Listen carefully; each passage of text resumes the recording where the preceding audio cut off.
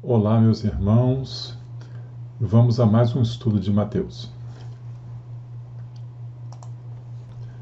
Nós estamos aqui com a nossa lista de palavras, então tudo que está em amarelo nós já comentamos.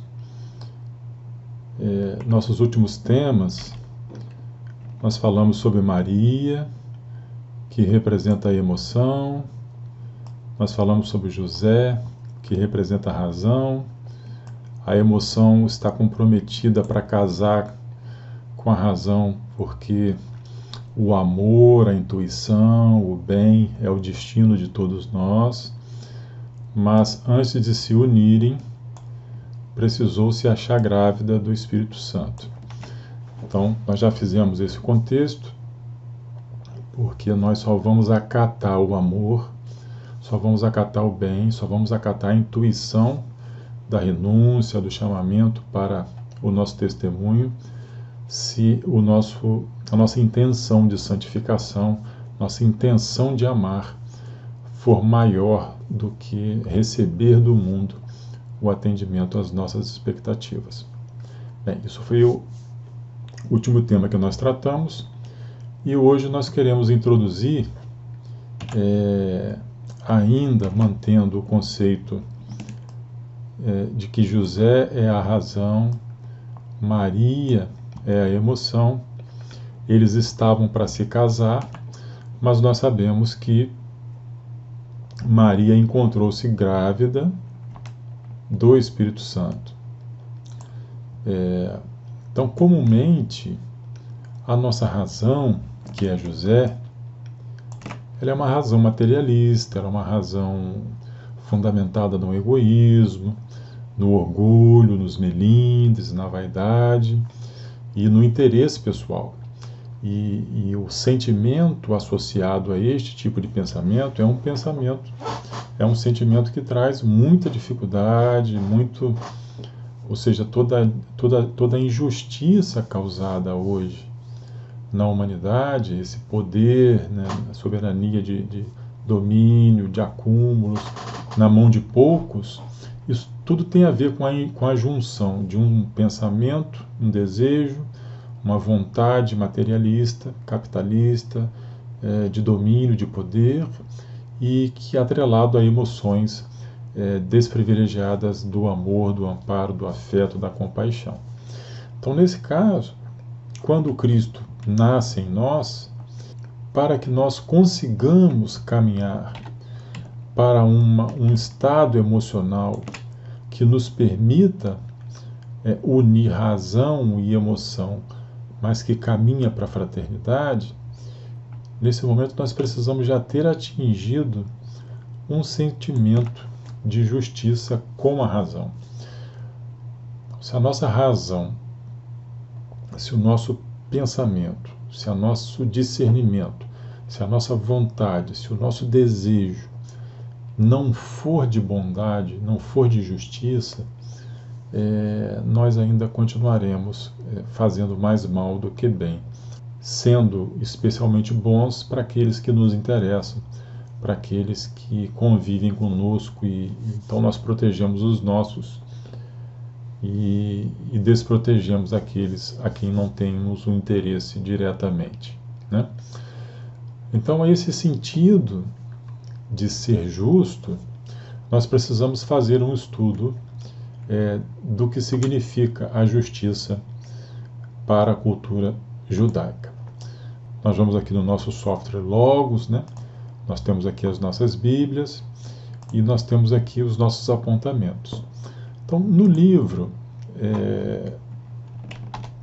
de teologia, né? Livro teológico aí do Antigo Testamento, nós temos aqui os significados para a justiça, né? Para a caridade, para o justo. E então nós vamos compreender que para o judaísmo, vamos traduzir isso que está aqui, ó, para o judaísmo, o conceito do homem justo passa por isso aqui, olha. O homem que é justo tenta preservar a paz e a prosperidade da comunidade, cumprindo as ordens de Deus em relação aos outros.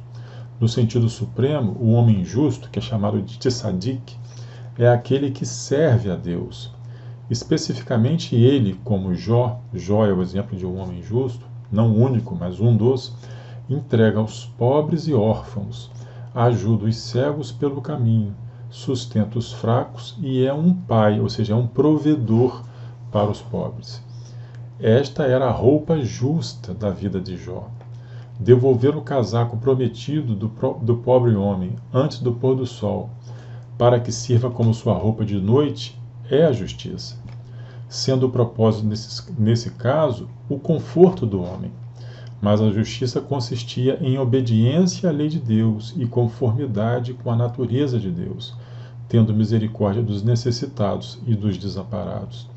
Entre outras rezas de Jó estavam os seus cuidados com o viajante, fugindo da riqueza por si mesmo, não se vitimizando assim a si mesmo ou aos outros em sua busca, nem espremeu dos seus servos a última grama de esforço, tendo em mente os seus limites de força e conforto. O longo juramento de inocência de Jó foi uma declaração de retidão, pois os 3 amigos reconheceram. Então, de uma forma resumida, a gente pode ver que o conceito de justiça ele passa pelo conceito, né? O homem justo, ele é um homem que serve a Deus. E não tem como servir a Deus e não trabalhar para que a justiça se expanda para todos, para que aquele que é mais forte não busque proteger aquele que é mais fraco, aquele que necessita mais. Então é uma troca, é uma interação, onde cada um de nós precisa ver aonde pode apoiar, aonde pode ajudar ao próximo. Então a justiça consiste na obediência à lei de Deus. E sendo Deus todo amor, é necessário que o homem justo seja um homem bom, mas uma bondade que está atrelada ao reconhecimento da lei divina e das nossas responsabilidades diante de Deus. Então, assim, trazemos esse conceito. Podemos também irmos na Enciclopédia Judaica, que ela está disponível na internet, que também fala da justiça e da caridade. Vamos traduzir. Então aqui a gente vê direito, justiça, né? Então nós podemos compreender que, eu vou deixar o link aí para que vocês possam se aprofundar. O texto é extenso, são vários os significados, né? Mas justo como sinônimo de moral. Então nós podemos ver, vou ampliar aqui, ó. Então justo é sinônimo de moral. Aqui é feita uma análise para entender que a retidão de Jeremias é praticamente a mesma retidão de Isaías. Ele aguarda ansiosamente o restabelecimento do reino davídico sobre um ramo justo, um governante que fará justiça e que merecerá o nome, como Yahvé, nossa justiça. A fé de Jeremias no caráter justo do governo de Deus foi severamente posta à prova, tanto por sua própria experiência pessoal quanto pelas condições prevalecentes em seus dias. No entanto, ele conhece que Yahvé está no rumo certo, ou seja, ele é um tzadik. Então a gente vai compreender que o justo, nessas passagens proféticas, é sinônimo de moral. Ele merece a designação de que não apenas se abstém de fazer algo errado. Isso é importante, gente. Então, o justo não é aquele que apenas não faz o mal, mas ele é extenuante em seus esforços para estabelecer o que é certo. Sofrer algo errado com alguém é quase equivalente a fazê-lo. Por isso os justos se esforçam para ver que os fracos, os pobres, os órfãos e as viúvas garantem seus direitos. Então, é trabalhar para que a justiça de Deus se amplie para todos, né? Então, aqui no fim do texto da enciclopédia, nós vamos ver que a identificação da justiça com a própria caridade, né? Como a justiça humana é um reflexo de Deus, inclui necessariamente amor pelos outros. Essa consideração influenciou tanto a mente judaica que a palavra tzedakah, que é justiça, assumiu o significado de esmola, de caridade. Então, bondade tem sinônimo de respeito à lei divina, mas também de você doar aquilo que você tem para aqueles que têm menos do que você, né? E terminando aqui o texto, depois vocês façam uma leitura, nós vamos ver que o conceito de justiça para o mundo judaico não é um privilégio do judeu. Então, antes de ser um privilégio, de se tornar um justo, é antes uma obrigação, porque está atrelada à obediência da lei divina do amor em si mesmo, né? Então, como o judaísmo não ensina o pecado original, seus pontos de vista sobre a justiça não têm relação com a doutrina da justificação. O livro de orações judaico, depositário da fé de Israel, contém como parte da liturgia da manhã a seguinte frase, né? Senhor de todos os mundos, não confiando em nossas obras justas, colocamos nossas súplicas diante de Ti, mas confiando em Tua variedade, pedimos misericórdia. Ou seja, isso resume a doutrina da sinagoga sobre o assunto, ou seja, justiça é um dever que não traz privilégio. Então, ninguém comete a justiça, ninguém é justo, ninguém é bom pensando em receber uma troca. A justiça simplesmente é o caminho, é a única forma com que você demonstra na sua vida que Deus é o seu Pai. Porque refletir a imagem do Pai no Filho, que somos nós, com consciência, com desenvolvimento da responsabilidade, é ser justo, é ser bom, é praticar a caridade. Então não é um escambo, não é uma troca, não é uma expectativa de fazer algo para se salvar ou para que Deus te veja. Não é nesse sentido. É compreender a lei que nos rege, compreender a lei divina que sustenta a vida e sermos coerentes com ela. Então José, nessa passagem com Maria, representa este homem, este raciocínio, esta razão, que já tem esta amplitude de entendimento e de compreensão. Ok? Esses links vão ficar para que nós possamos estudá-los aí. Muito bem. E a doutrina espírita? O que a doutrina espírita tem para nos falar sobre justiça, homem justo? Então nós vamos aqui no site Bíblia do Caminho, vamos aqui no livro dos Espíritos, na parte das leis morais. Leis morais. Nós vamos ver aqui, na última lei, a lei de justiça, de amor e de caridade, nós vamos compreender o que os espíritos superiores vieram explicar para nós, os significados de justiça. Então, vamos à pergunta 873 de Kardec, né? O sentimento da justiça está na natureza ou é resultado de ideias adquiridas? Está de tal modo na natureza que vos revoltais às simples ideia de uma injustiça. É fora de dúvida que o progresso moral desenvolve esse sentimento, mas não o dá. Deus o pôs no coração do homem. Daí vem que frequentemente, em homens simples e incultos, se vos deparam noções mais exatas da justiça do que nos que possuem grande cabedal de saber. Então, o desejo pela justiça, o desejo pela moralidade, isso é um desejo inato dos homens.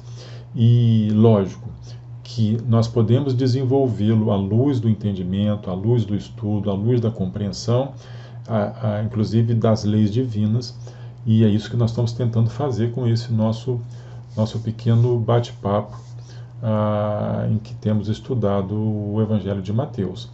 Mas não necessariamente é a única forma. Como se trata de uma coisa inata, de uma coisa natural, porque somos, na nossa essência, reflexo de Deus, do divino que já vive em nós, então nós podemos ver a prática, o exercício da justiça, da moralidade, do bem e da caridade, não necessariamente nos homens cultos, mas homens muito simples, homens inclusive que não tiveram a oportunidade de estudarem e de se formarem na academia de uma forma mais ampla, eles possuem esse senso enraizado e pleno neles, né? E então eu não vou ler todas as perguntas, vou deixar o link, né, como a gente sempre faz, para que vocês possam ler todas e estudarem. Na pergunta 875, Kardec pergunta aos espíritos: como se pode definir a justiça? Resposta: a justiça consiste em cada um respeitar os direitos dos demais, né? Então, Kardec vai aprofundando e fala o que determina esses direitos, né? E aqui ele vem e busca sempre tirar do plano espiritual o melhor significado para o nosso entendimento, né? Então, olha que pergunta interessante. Posto de parte, ou seja, posto de lado não porque seja insignificante, mas posto de lado essa noção clara sobre o direito que a lei humana consagra, porque isso já nos é conhecido, mas qual é a base da justiça segundo a lei natural, ou seja, segundo a lei de Deus? Aí entra a moral do Cristo, sempre a moral do Cristo. Os espíritos superiores respondem: disse o Cristo, queira cada um para os outros o que quereria para si mesmo. Então, no coração do homem imprimiu Deus a regra da verdadeira justiça, fazendo que cada um deseje ver respeitados os seus direitos. Na incerteza de como deva proceder com o seu semelhante em dada circunstância, trate o homem de saber como quereria que com ele procedessem em circunstância idêntica. Guia mais seguro do que a nossa própria consciência não lhe podia Deus haver dado. Então, é exercendo esse limite do respeito ao outro e entregando ao outro justamente o que nós desejamos que o mundo nos entregue, que o outro respeite em nós, que nós estabeleceremos o princípio da justiça. E ninguém consegue exercer isso, nenhum de nós vai conseguir exercer isso sem que haja uma intuição de bondade e de que todos possam viver plenamente o mesmo direito de felicidade diante do mundo e de todos, né? Um pouco mais à frente, na pergunta 879, Kardec então pergunta para o plano espiritual: qual seria o caráter do homem que praticasse a justiça em toda a sua pureza? Resposta: o do verdadeiro justo, ou seja, a exemplo de Jesus. Então, o verdadeiro justo foi Jesus. Mas praticando a justiça em toda a sua pureza, o que significa isso? Além da justiça, dessa questão do respeito, este homem justo praticaria também o amor ao próximo e a caridade, sem os quais não haverá verdadeira justiça. Então, de nada adianta a nossa intenção de respeito se nós também não atrelarmos a ela o desejo de que todos recebam a mesma consideração, a mesma oportunidade, a mesma felicidade.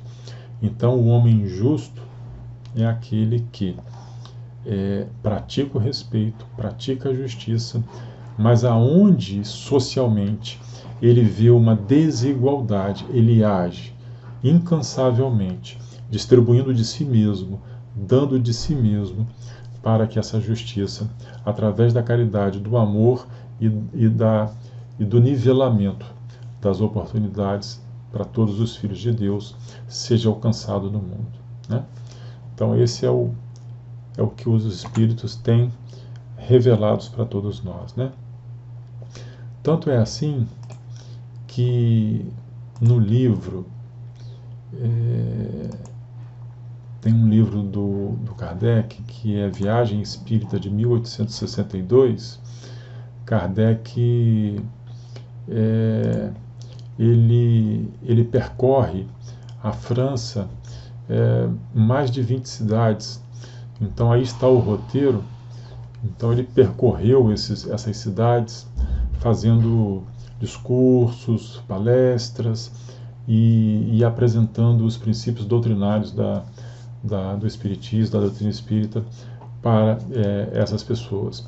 E num dos seus discursos nessa viagem, no discurso terceiro aqui, que está disponível na Bíblia do Caminho, ele fala do justo.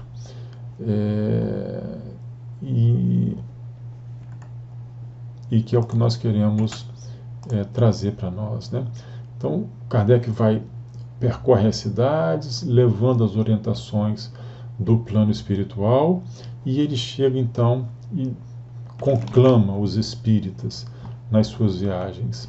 Então ele fala: caros irmãos espíritas, venho mostrar-vos a rota, fazer-vos ver o objetivo. Qual o objetivo? O objetivo do homem justo. O objetivo do homem justo, espírita, cristão, mas que precisa ter na moral do Cristo, no Evangelho e na obediência às leis divinas, a sua preponderante ação, a sua preponderante busca, a sua mais fiel adequação e de comportamento e de entendimento, né?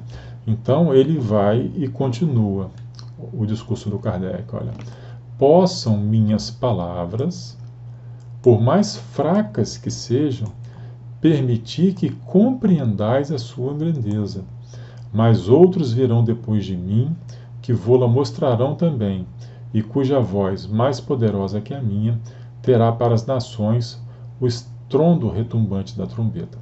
Porque essa viagem espírita foi em 1862, hoje estamos, né, na gravação deste vídeo em 2020, então nós já temos aí grandes clamores, grandes vozes, a mídia, o sistema digital, toda a oportunidade de nós aprendermos sobre o Evangelho em todas as religiões. Nós temos hoje oportunidade de aprender o Evangelho, ouvir o chamamento do Cristo em nossas vidas de diversas formas. E com o Espiritismo não é diferente, né? Então, Kardec já tinha essa informação de que o futuro reservaria uma contundente massividade de doutrinação do Evangelho, de oportunidade, de crescimento.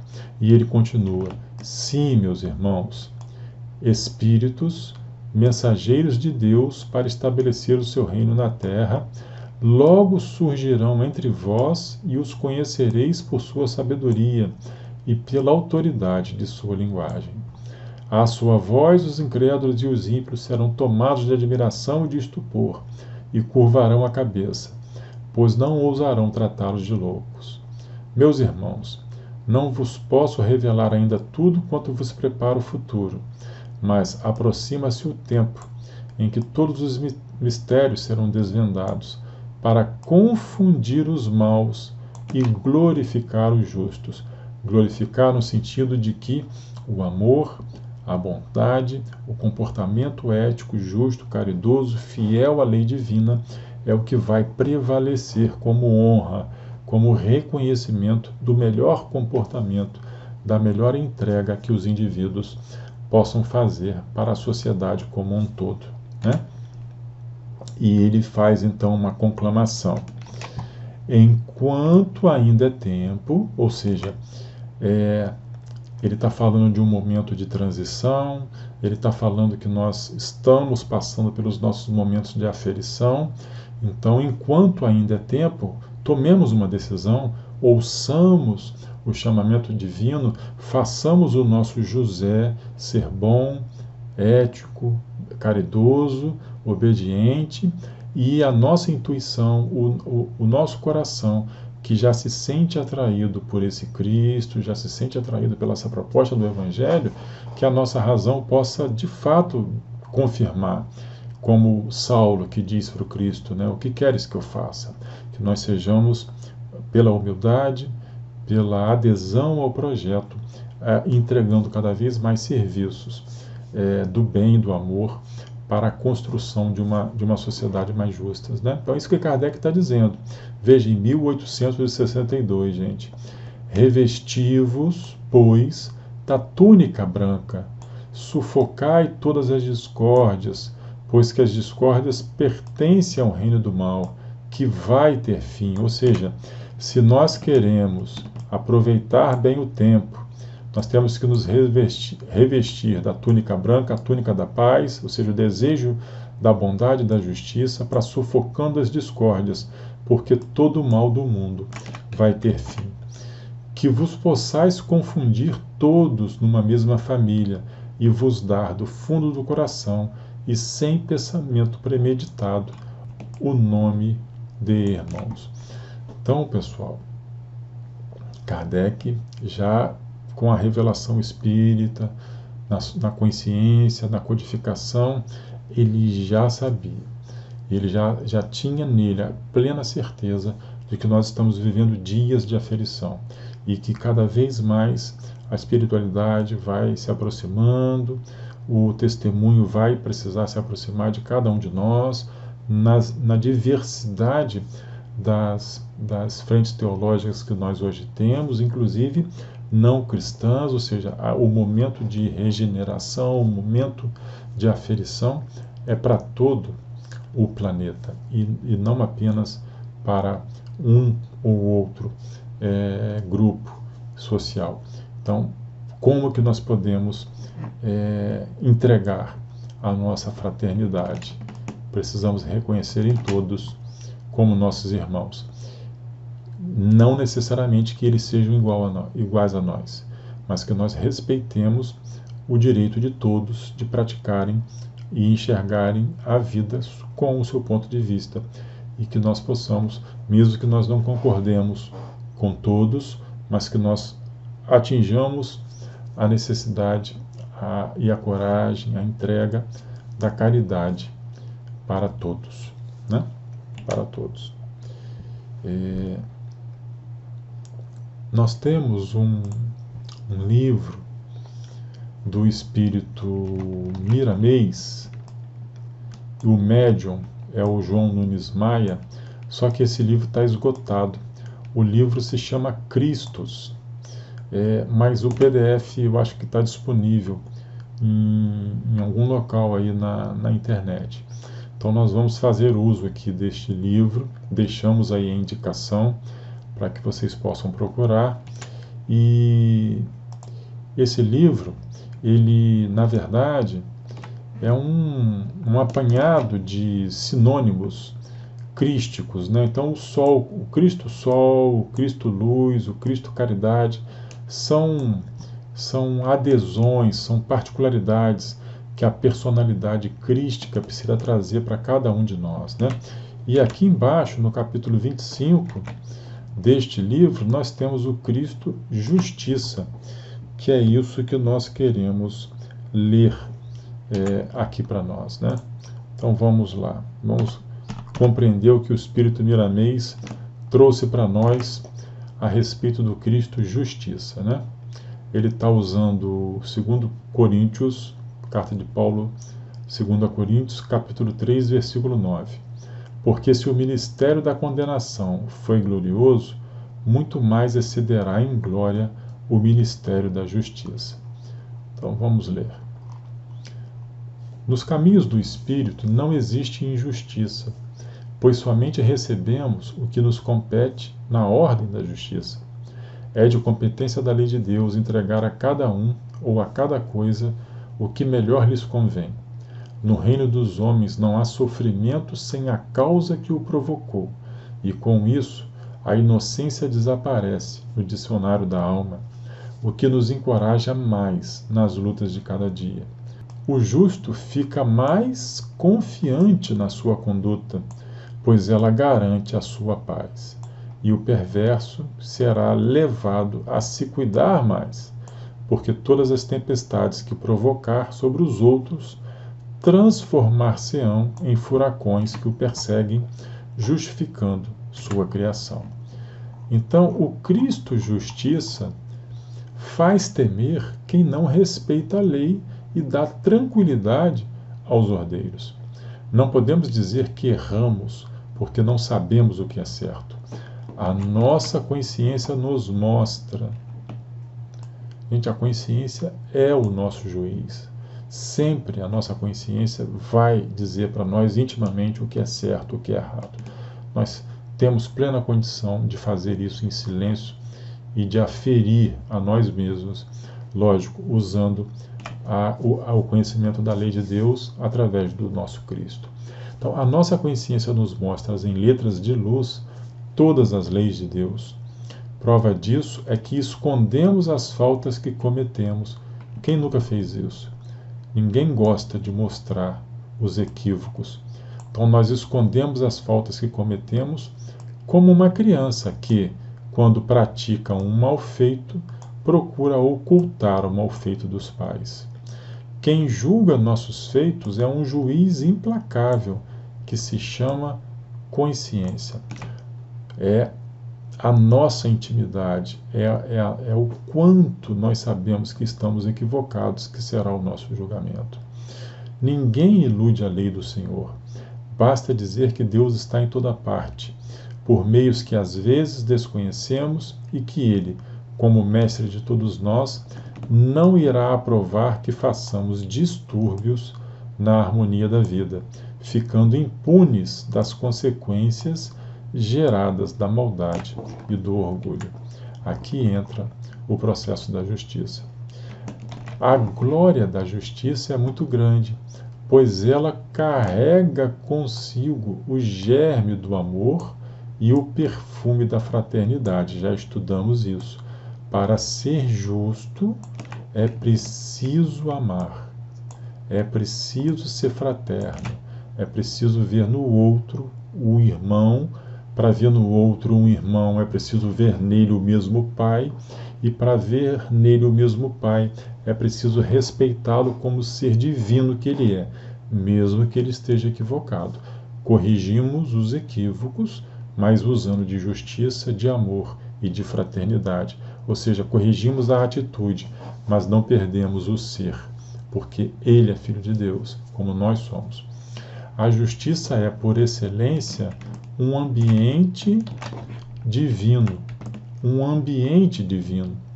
Porém, é necessário que se separe dela o orgulho e a maldade, para que não se torne instrumento de vingança e de ódio. O homem que pratica a justiça sem os fundamentos da bondade e do perdão. Então vamos repetir. O homem que pratica a justiça sem os fundamentos da bondade e do perdão, sem o ideal da harmonia coletiva, alimenta o monstro da discórdia e satisfaz a vaidade e o egoísmo. Então, quando nós estamos olhando para uma situação em que enxergamos um equívoco em nosso irmão e decidimos agir para fazer justiça, porque está acontecendo um equívoco da parte dele, se nós não fizermos isso, praticando os fundamentos de bondade, do perdão, da harmonia, nós vamos causar discórdia. Nós vamos satisfazer a nossa vaidade, o nosso egoísmo, e vamos atropelar com impropérios, com entregas grosseiras, agressivas, diante do equívoco do nosso irmão.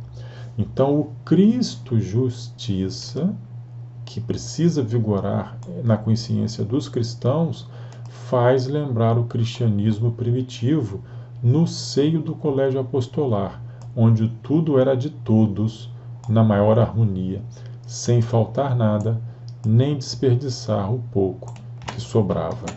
Devemos começar a praticar a justiça. Devemos começar a praticar a justiça nos pensamentos e na formação das ideias, descendo para as palavras e firmando na vida que levamos, para que essa justiça se torne celestial, compatível com a vontade de Deus. Então, o José, que é o pensamento, que é a razão, precisa se unir com a emoção que perdoa, que compreende, que entende qual é a vontade de Deus, para que a vida e o resultado e a obra seja uma obra de justiça. Então, desejas que os outros respeitem as leis dos homens e de Deus? Você deseja de fato isso? Que eles respeitem inclusive os teus próprios ideais? O que o Espírito Miramês diz para nós? Faz o mesmo perante eles. Então, antes de você exigir disso deles, faz o mesmo. Então, respeitemos primeiro a lei dos homens, respeitemos primeiro a lei de Deus, respeitemos os ideais dos outros. Então, é entregando primeiro isso que nós podemos nos colocar na condição de recebedores do retorno desse comportamento. E tem mais, que o Espírito Miramês quer nos dizer. E se porventura eles, por qualquer motivo, falsearem os desígnios do Senhor relativos à harmonia, e se eles se equivocarem? E se eles errarem? E se eles não conseguirem fazer a parte deles que cabe nesse processo? Nós, que já estamos estudando a doutrina espírita, nós que estamos estudando o Evangelho à luz da doutrina espírita, temos uma atitude para buscar. Nós não devemos fazer o mesmo, para que o mal não tome corpo na sequência da injustiça. Ou seja, se estamos recebendo algo que é injusto, nós não temos que retribuir com o mal, porque nós estaremos aderindo ao mesmo processo de injustiça. Então, a cabeça justa, a consciência justa, o discernimento justo, ele está atrelado da vontade de acertar para o bem e para o amor e para a fraternidade, mesmo que o outro não reconheça isso. Então o Espírito Miramês diz para nós: cumpre a teu dever no bem em qualquer circunstância, que Deus e Cristo farão o resto com toda segurança, pois eles sabem o que deve ser feito nas nossas horas difíceis. O Evangelho nos pede mais, que gloriemos até na injustiça que porventura alguém nos fizer. É uma oportunidade de testemunho da fé que temos no nosso Pai Celestial, porque sabemos que a glória da justiça vem ao nosso encontro por força da própria lei, sem que ninguém possa interferir. Lei de ação, lei de reação, lei de causa, lei de efeito. Aquilo que o ser humano entrega para a vida retribui. Então, nós entregamos justiça junto com amor, com bondade, com fraternidade, porque refletimos a lei de Deus em nós. E sabemos que isto abrirá portas de mais entendimento, de mais esclarecimento, de mais fortalecimento nessa nossa caminhada com Deus. Então, voltando ao nosso texto,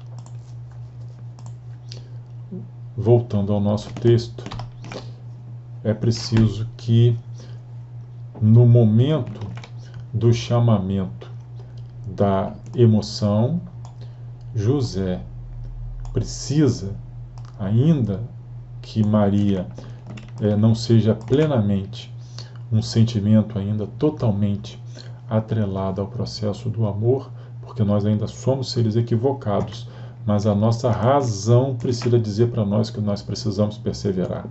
Mesmo que nós estejamos sofrendo uma injustiça, mesmo que o convite da emoção íntima seja para que a gente julgue o próximo dizendo que nós não merecíamos aquilo, mas José, junto com Maria, precisam trabalhar para que nós nos façamos homens justos e que nós possamos trabalhar em nome do amor, da bondade, da justiça e da fraternidade. Então, meus irmãos, é o que nós tínhamos para hoje. Espero que vocês possam ler, estudar e até a próxima. Obrigado.